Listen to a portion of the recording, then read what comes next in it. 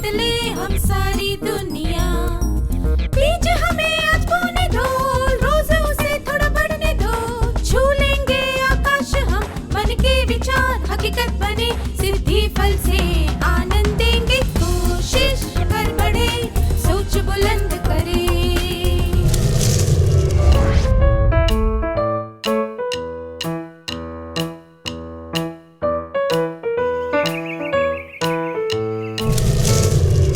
नमस्ते छात्रों, आप सबको देखकर खुशी हुई। आइए आज के सत्र की शुरुआत एक पहेली से करते हैं। नदी के किनारे एक आदमी था। उसके पास एक छोटी नाव, एक बाघ, एक बकरी और घास की गठरी थी। उसे नदी पार करनी थी। वह नाव बहुत छोटी थी। उसमें नाविक के अलावा केवल एक प्राणी या केवल एक चीज और आ सकती थी। अगर वह बाघ को पहले ले जाता तो बकरी घास खा जाती। अगर वह घास को पहले ले जाता तो बाघ बकरी को खा जाता। अगर उसे सारी चीजें सही सलामत रखते हुए नदी पार करनी है तो उसे क्या करना चाहिए?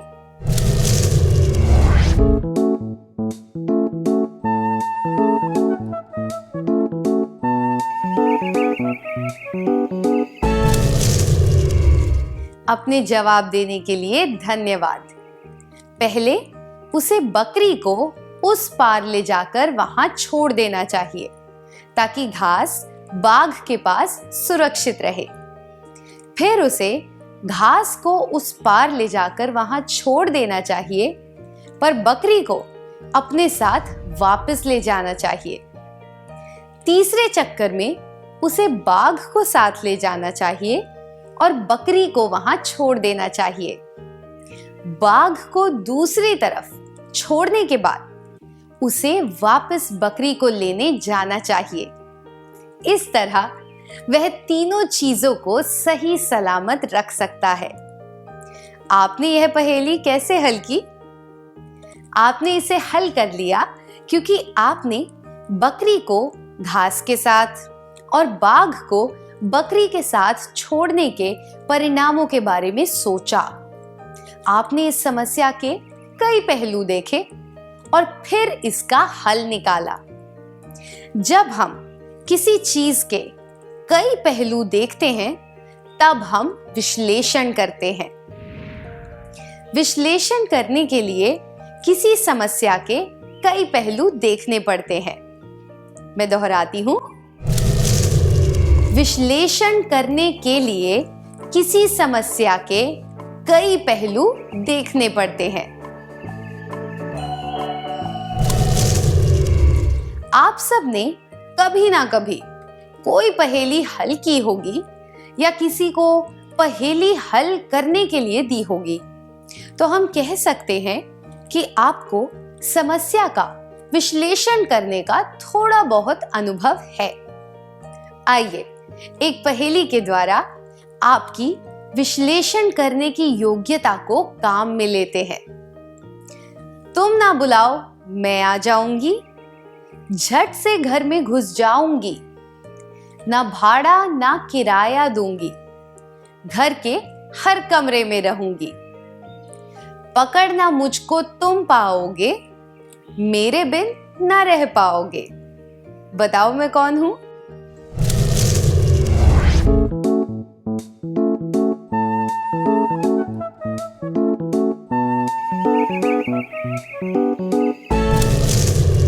सही कहा, जवाब है हवा। आपने उत्तर कैसे ढूंढा? पहली बार पढ़ने पर हमें यह कठिन लगा होगा क्योंकि हम किसी व्यक्ति के बारे में सोच रहे थे, पर जब हमने वाक्यों को अलग अलग करके उनके अर्थ पर ध्यान दिया तो हमें यह सूझा कि यह कोई व्यक्ति नहीं हो सकता।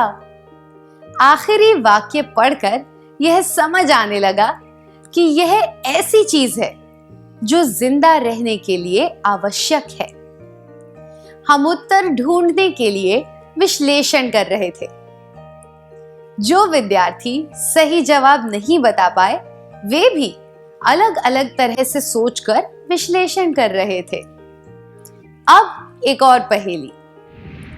अगर नाक पर चढ़ जाऊं, कान पकड़कर तुम्हें पढ़ाऊं, बताओ मैं कौन हूं? क्या आप इसका उत्तर बता सकते हैं?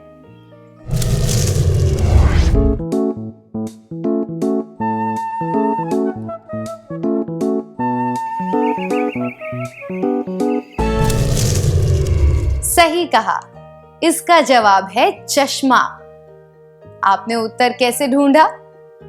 जब आपने पहली बार पहेली पढ़ी तो आपने ऐसी चीजों या लोगों के बारे में सोचा होगा जो हमें पढ़ाते हैं। फिर आपने ऐसी चीजों के बारे में सोचा होगा जो हमारे नाक पर बैठ सकती हैं। इससे आपको चश्मे का ख्याल आया होगा।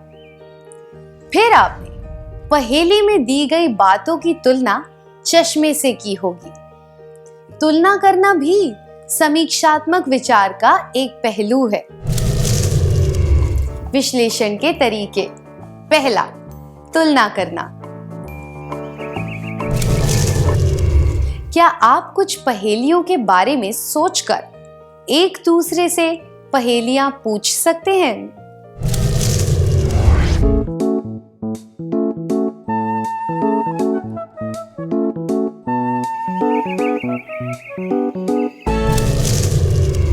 यह बहुत मजेदार था, है ना?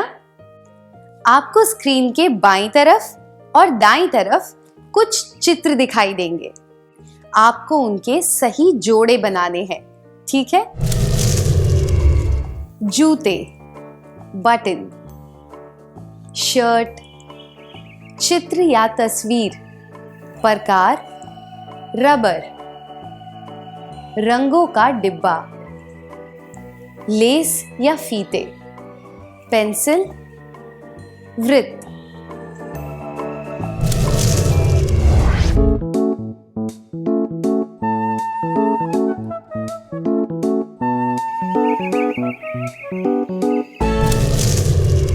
क्या हम उत्तर देखें?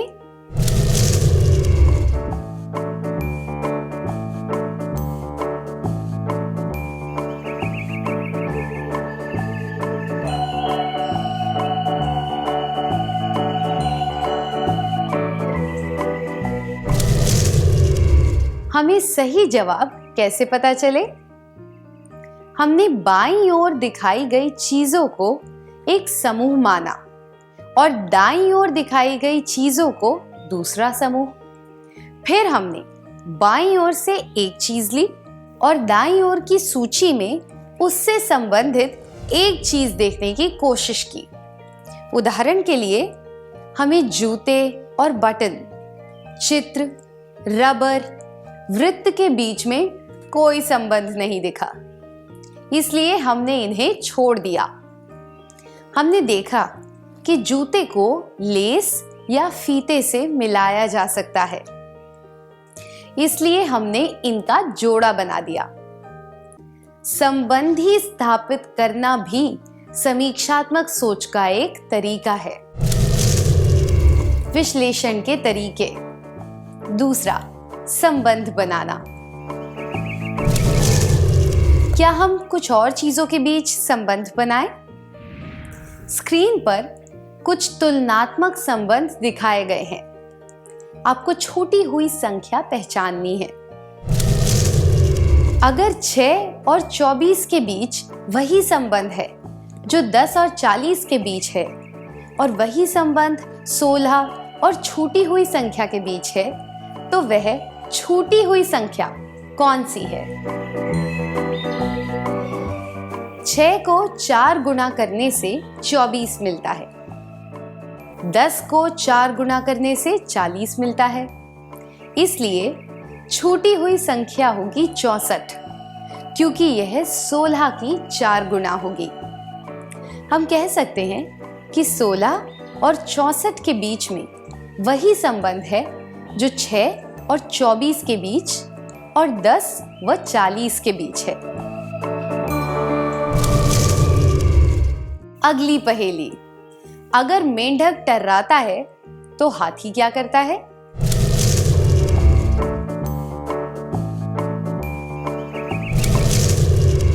मेंढक की आवाज को टर्राना कहते हैं, हाथी की आवाज को चिंघाड़ना कहते हैं। अब एक और पहेली, जिस तरह वृत्त और गोले के बीच में एक संबंध है, उसी तरह वर्ग का संबंध किस चीज के साथ है?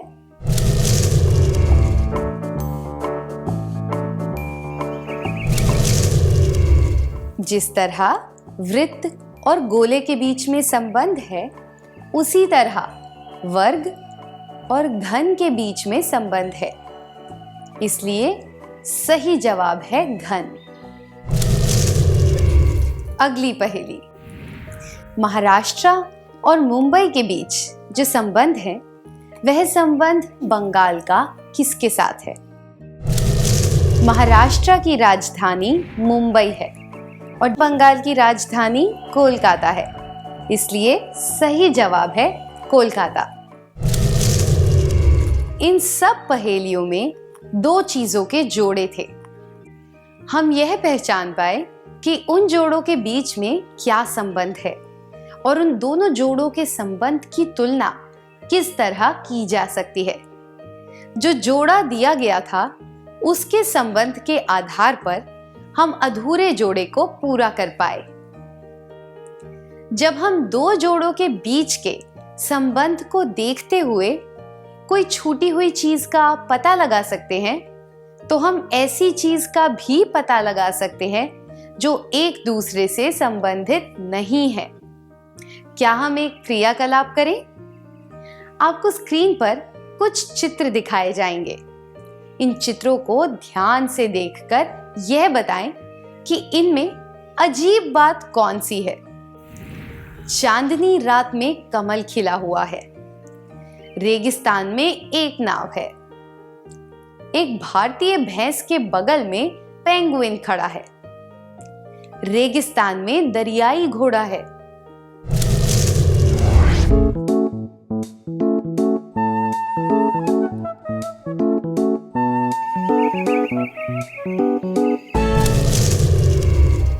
बहुत बढ़िया। कमल के फूल को चांदनी रात में खिला हुआ बताना अजीब लगता है, क्योंकि वह केवल धूप में खिलता है और रात को बंद हो जाता है। नाव चलाने के लिए पानी होना चाहिए, इसलिए रेगिस्तान में नाव देखकर अजीब लगता है।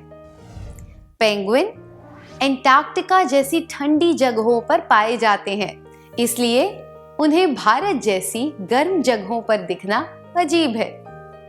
दरियाई घोड़ा पानी में रहता है, उसे रेगिस्तान में देखकर अजीब लगता है। विश्लेषण के तरीके। तीसरा, विचित्र या अजीब बातों को पहचानना। अब एक और पहेली हल करेंगे। एक दिन कमला ने देखा कि उसके पड़ोसी गायत्री और गरिमा दरवाजे के सामने खड़े होकर एक दूसरे के साथ झगड़ रहे थे। जब वह उनके पास गई, तब उन्होंने उसे अपनी समस्या बताई और झगड़ा निपटाने के लिए कहा। उनकी बात सुनने के बाद कमला ने उस मामले में अपनी राय देने से मना कर दिया। जब उसकी बेटी राखी ने पूछा कि वहां क्या हुआ था, तब कमला ने बताया कि वे मुर्गे के अंडों के बारे में झगड़ रहे थे। वे इस बात पर बहस कर रहे थे कि अगर गायत्री का मुर्गा गरिमा के घर जाकर अंडे दे, तो वे अंडे किसे मिलने चाहिए। क्या आप इस समस्या का हल ढूंढ सकते हैं? अगर गायत्री का मुर्गा गरिमा के घर जाकर अंडे दे, तो वे अंडे किसे मिलने चाहिए?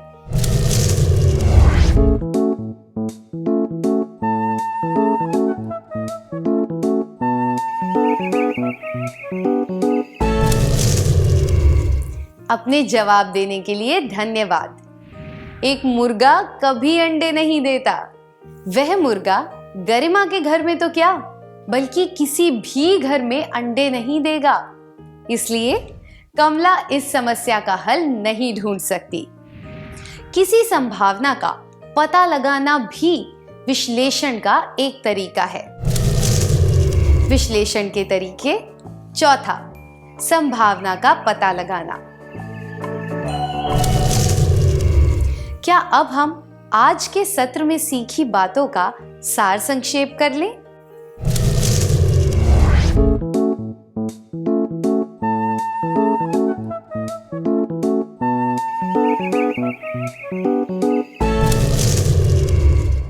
विश्लेषण करने के लिए किसी समस्या के कई पहलू देखने पड़ते हैं। विश्लेषण के तरीके। पहला, तुलना करना। दूसरा, संबंध बनाना।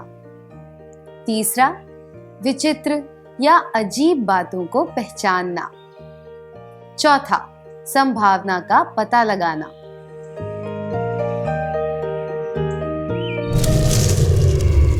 इतनी अच्छी तरह सार संक्षेप करने के लिए धन्यवाद। आइए अब थोड़ा गृह कार्य लिख लेते हैं ताकि ये बातें हमें अच्छी तरह याद रहें।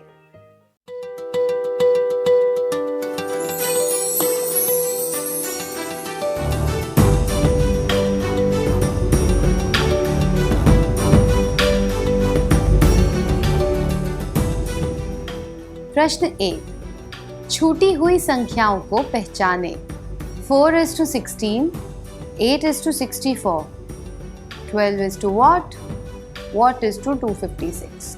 उत्तर पहला 118, 16। दूसरा 144, 16। तीसरा 112, 16। प्रश्न 2, आपको 5 तीलियां इस तरह हटानी है कि समान आकार वाले 5 त्रिभुज रह जाएं।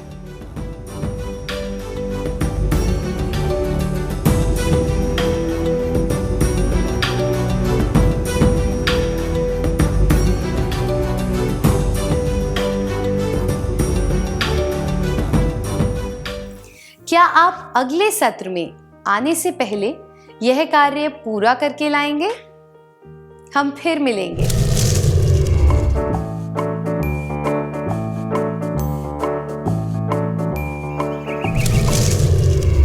नमस्ते छात्रों, आपका स्वागत है। क्या अब हम उत्तर जांच लें?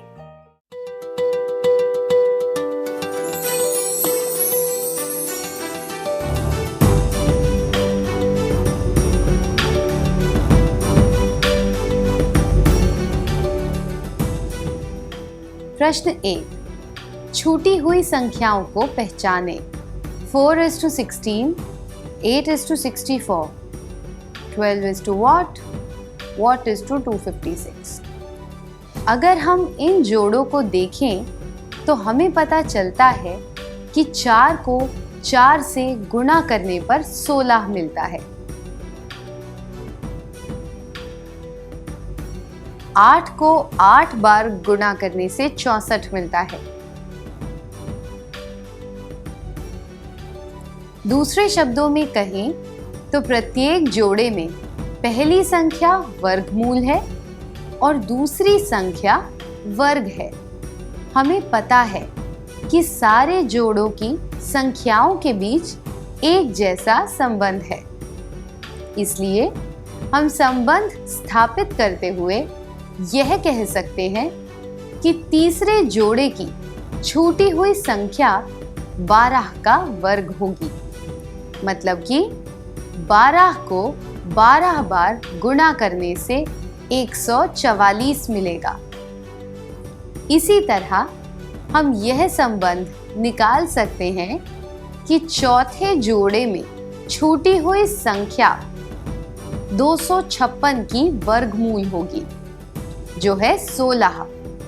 इसलिए सही उत्तर है 144 16। आपका जवाब क्या है?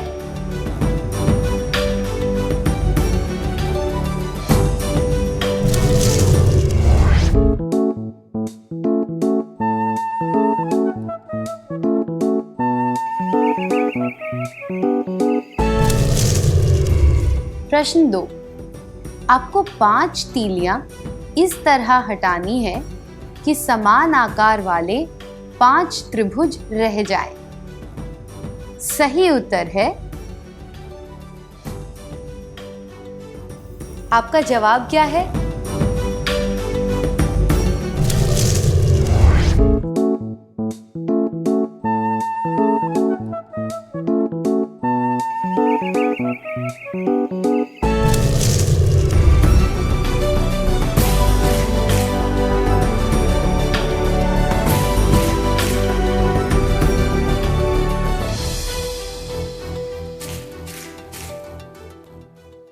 जिन विद्यार्थियों के जवाब सही थे उन्हें बधाई हो। क्या अब हम अगला सत्र शुरू करें?